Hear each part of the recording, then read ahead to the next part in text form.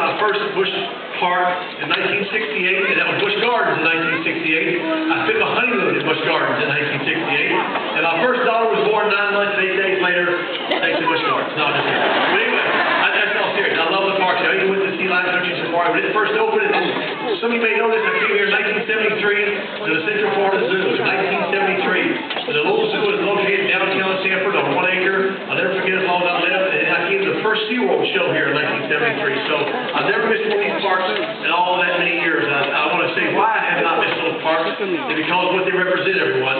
There are about 222 zoos and aquariums in this country. 222 zoos and aquariums that are accredited in the United States. And 174 million people plus went to those parks last year. 174 million people. The largest recreation in America is a visitation to zoos. Well, that's hard to believe. Bigger than pro football, baseball, all of them. But SeaWorld and Busch Gardens do something you probably don't know this. They rehabilitate and put back in the wild, for example, dolphins, manatee, even the largest killer whale, or the largest whale in the world, out JJ, the whale, the great whale out in San Diego. This thing was like I don't know how many tons it was. When they found it on the beach there, we had it, put it back. Birds, the list goes on and on and on. And they spend several millions of dollars each year. I don't know how many millions they spent in the last 40 years. But they rehabilitate and put back in the wild more animals than all the 222 zoos this country put together. So let's have a round of applause for SeaWorld Busch Gardens.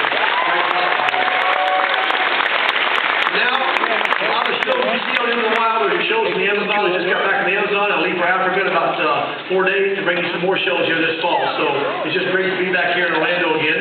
And our first creature is one that a lot of you have seen in your own backyard here in Orlando and throughout Florida. Actually, this cat lives throughout the United States of America, in just about every state in the United States.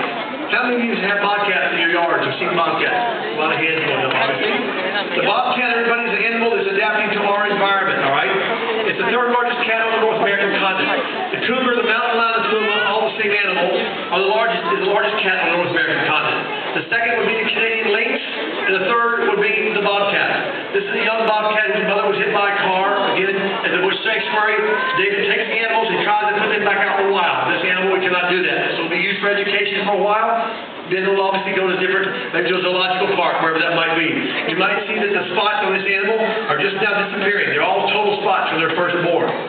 This is an animal, again, that adapts to our environment today. Anywhere in every state in the country, as a matter of fact. You always have to be careful of small dogs, your cats, things like that, when these animals are full grown. And an animal makes a scent, by the way. Look at the back of the ears and count this animal. I don't know if you can see the back of the ears there. Let's see here. See that? Those are called eye spots, everybody. If this bobcat has killed something and eating something, let's say a larger animal, I don't know what that would be, let's say it might be a coyote or something, comes up to take the food from him. They think he's looking backwards. Isn't that amazing? It's called eye spots. Several animals in nature have those. Thank you, David, for bringing that from the Busch Sanctuary. Beautiful cat there. Nice little bobcat. This cat here, everyone, is a cat that I doubt if any of you have ever seen. Because unless you've been to Siberia, in that part of the world, you haven't seen one of these. This animal is virtually almost extinct. I would say maybe there's 4 or 5 people who have seen this animal in the wild in the last 5 years. This animal, you can see this in the wild 30, 40 years ago, there were many of them. Now, back in the 1930s, 40s, 50s, and even the 1960s, tens of thousands of these were killed. It's called a Siberian lynx. And the lynx coat was one of the most sought-after coats in the world. If each and every one of you could feel that coat, you would understand what I'm saying. This isn't even full grown yet. Now, the Canadian lynx is much smaller than this one. This one here lives at altitudes of 5 to 15, 20,000 feet. It even turns a whitish color in the wintertime. Look at those beautiful ears there. Even look at the mane. You see the mane on him underneath his neck there? This cat gets mature. It'd be like a lion's mane all underneath here, dropping down. A beautiful animal there. Another thing about the Siberian lynx, and this is Brian Green from the Columbus Zoo, by the way. My home zoo there. If you look at the back legs of this animal, you'll notice how flat they are here in a second. You know how, those of you that have been in snow, if you ever worn snowshoes, well, you know it's not the easiest thing to do. But look what Mother Nature did thousands of years ago.